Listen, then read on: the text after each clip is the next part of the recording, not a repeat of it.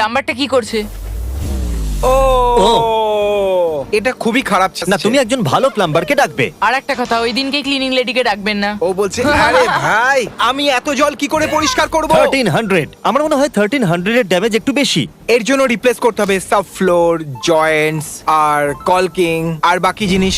একজন পুরুষ এইসব ব্যাপারে অভিজ্ঞ হয়। তুমি কি ম্যাকবুক প্রো হাইড্রো ডিপিং এর ব্যাপারে শুনেছো? আমার অ্যাকচুয়ালি হাইড্রো ডিপিং খুব পছন্দের, দাঁড়াও, একটা ম্যাকবুক প্রো? কিন্তু ওটাকে জলে ডোবানো একদম উচিত না। ওকে, প্রথম ব্যাপার অন করো না। দাঁড়াও, হয়তো এর ব্যাটারি শেষ এটা হয়ে কাজ গেছে। করছে না, তুমি এটাকে খারাপ করে দিয়েছো। হয়তো এর ব্যাটারি ডাউন হয়ে ও কি গেছে। কোনো টিচার? এটা আমাদের এডুকেশনের ফিউচার।